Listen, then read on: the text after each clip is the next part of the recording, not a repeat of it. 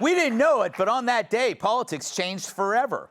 And it may be the most monumental TV moment ever, at least since Evel Knievel jumped over the cast of The View. But there, Trump was blunt, harsh even. We never heard someone state our problems so clearly. He wasn't like the old politicians. Sure, he'd call Rosie O'Donnell a dog, but he wouldn't eat one or strap one to a car. Like those two guys, in case you don't remember. All right, fine. And when the media saw it, they deemed him a clown. But it turns out they were the ones wearing red noses, giant shoes, and shoveling elephant. I'm just really happy right now. A billionaire vanity candidate taking the escalator to the White House. We better be ready for the fact that he might be leading the Republican ticket. Next. I know you don't believe that. It's like I can't tell if this is politics or if this is just PR from a celebrity. Do you have any doubt that this is anything more than a carnival show? Which Republican candidate has the best chance of winning the general election? Of the declared ones, right now, Donald Trump.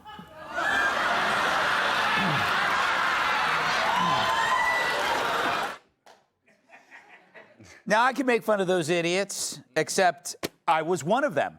I, too, was taken aback by Trump. I wasn't used to such honesty from a politician. And I didn't hear the facts. I only heard the tone. And as it turned out, I was wrong. He was just stating the truth everyone else was too afraid to say. When he said Mexico was allowing criminals into our country, people called him racist. He wasn't. He was just right. But more than right, he saw the future, and it was a three-part tragedy. Part one came the warning. Part two came the invasion. And part three, the separatist revolt. And so Trump came, went, and then returned. But during that intermission, our country and that fake president we had decomposed before our eyes. We saw a systematic destruction of our border. To this day, it's still unclear who was the Jim Henson controlling that Muppet in the White House. But millions of illegals poured in, including mostly military-age men. Where did they go? Well, we saw many overflowing our hotels whose rooms we paid for. They were on the streets, many were in gangs.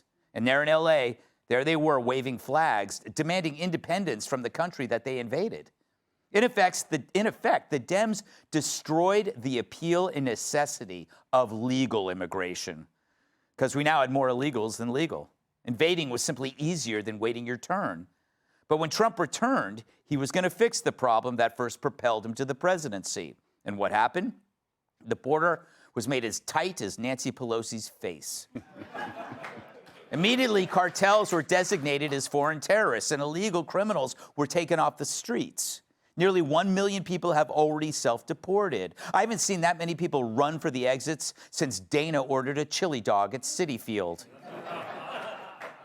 And now he's ordering ICE to focus on Democrat-run sanctuary cities like LA, Chicago, and New York. And why not? Sanctuary cities were the magnet for mayhem, a fake empathy that we all had to suffer through, generating misery in every city it appeared. If the border was the unlocked door, the sanctuary city was the wallet left on the dresser. Of course, Dems see that Trump's remedy to the problem that they created. Gavin Newsom called Trump's new directive an excuse to keep breaking the law and consolidate power. It's statements like that that confirm my belief that hair products cause dementia. J.P. Pritzker called it an ill-conceived mission, much like the time he got lodged in the Taco Bell drive-thru. But it's all a lie. They pretend to hate the process when, in fact, they hate the goal. They embraced the Maryland dad and denied the riots because, for one reason, to subvert the only sensible solution we had, deportation. So they don't merit our attention. They can't scream empathy when they lack none for missing exploited kids or the rape and murder of victims of illegals. It reminds me of the story about a man who did CPR on a crash victim. He saved her life. But instead of gratitude, the victim sued him for breaking her ribs. That's the Dems. They put us on a path to destruction and sue the man who's trying to save us. And now they're expecting us to listen because his methods upset him? Sorry, the adults are back. Here's a coloring book. Go in the other room and shut the up. Let's welcome tonight's guest. His His greatest talent is an immunity to pepper spray. Star of the new comedy special, Unconceivable, on YouTube, Jim Norton. He once sawed a woman in half so he could have a threesome. Magician and illusionist Chris Angel. She's back to host now that her cancer is toast. New York Times bestselling author and Fox News contributor Kat Tiff. And he's dropped more pounds than Prince Andrew at a strip club. New York Times bestselling author, comedian, and former NWA World Champion Tyrus.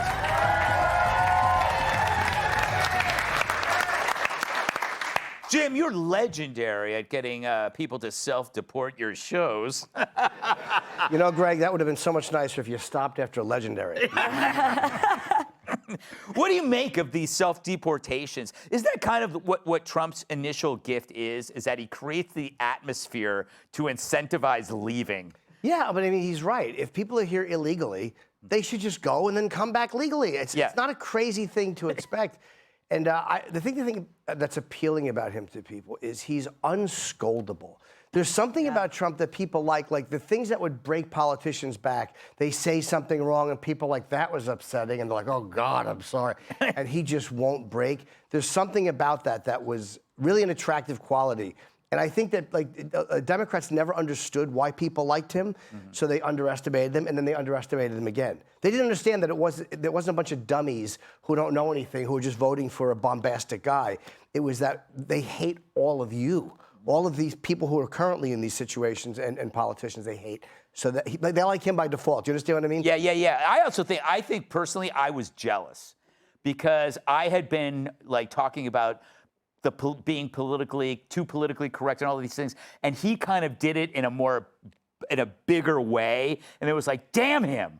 He did it live on the news when there was polls and he was looking for votes, and he just said what he wanted to say. Yeah. And if you like it, you like it. Like the John McCain thing, he survived that. Yeah. That was a big one, and people are like, oh, it's going to hurt him. It didn't hurt him. I thought that would end it. Didn't at all. Chris, when Trump first came down the escalator, did you immediately get it, or were you like me who was like, wait a second? I didn't know exactly if it was a PR stunt or not. But, Trump is loved, hated, but never ignored. Yeah. So you think about pre-president, he's out there, he's doing, The View 18 times, rubbing elbows with Whoopi and the Clintons and Al Sharpton. And then he becomes president, and then life is death without change. Everybody pivots. And it's because, he's like a magician, if you think about it. Yeah. Because, a magician, when I came out, they all had tuxedos on. No one looked like this. No one did the things that I did. And he wasn't a politician. So he came out and just took back the curtain and exposed what, Washington and what the government and what bureaucracy really looked like. And I think a lot of people are in fear of their livelihood because it's a deep state. Yeah, you're saying you're the Donald Trump of magicians. Well, you said that. Yes. Is that like build a curtain? That was I do not deserve applause for that, Kat. I do not deserve applause, but I'll take it because I'm a sad, needy person. You said it, not me. Yeah. Don't you agree in some ways that this whole problem with the border has made legal immigration worse because we've forgotten all of these people that are trying to get in? Yeah, well, I think that's really sad. I think there should be an easier path for people to come here legally, people who want to work, people who want to contribute to the economy. I also think that I was someone who didn't get it. I mean, if you would have gone back 10 years and we'd be sitting here today talking about President Trump 10 years later, I would have been like, get the out of here. There's no way. Yeah. But I think that a lot of those people that you played in that segment, they were also the ones putting him on TV. A lot of the people who later complained about him were putting him on TV.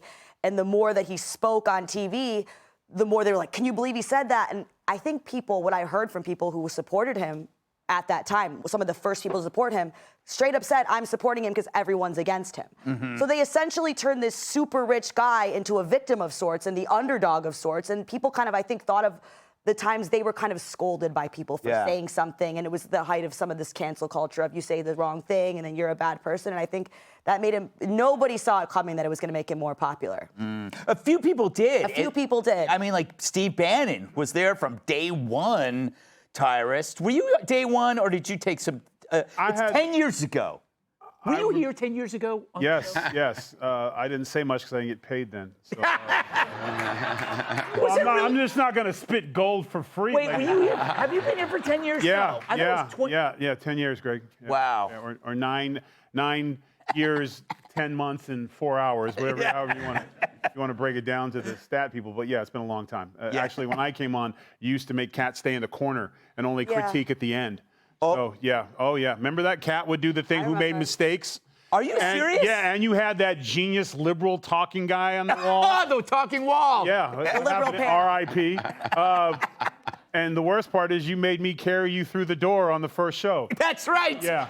So, but here's the reason why you have to give the Democrats credit, or the extreme left or the propaganda media, for helping President Trump make 1 million people self-deport, because they said he was Hitler. They did this world propaganda to make him worse than one of the actual worst people in the world, feeling-wise. So it was very easy when he says, I'm going to come get you. They made him the boogeyman, and they believe him, so they left. So in a way, they get credit. They created the monster. They just didn't realize the monster wasn't the little guy behind the thing, but was the wizard. He was an actual monster if you want to play. The reason why he connected so much, and the reason why I early on was like, yeah, he's got a shot, because he didn't change who he was. And that's the most important thing. He was the way he was, and then when he decided to run, he didn't change. And that was refreshing to Americans. That was refreshing that a guy who cussed before he ran for president, all of a sudden he runs, now he's Jesus' best friend. Yeah. No, President Trump told you like it was, whether you wanted to hear it or not. And then when he ran, he turned it up a notch. Yeah. So that's why we're like, oh, man, I wish I could do that at my job.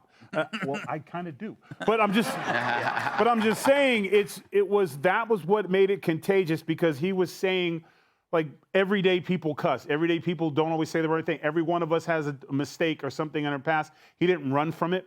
He didn't try to hide it. And I think that courage and aggressiveness, Americans really got behind. Yeah. And also, he banged porn stars. And that's something I can get behind. With a stepladder. Yes. If you agree. Yes, if you agree. Well, technically, he would get Alex behind Savalas. All right. You're dirty.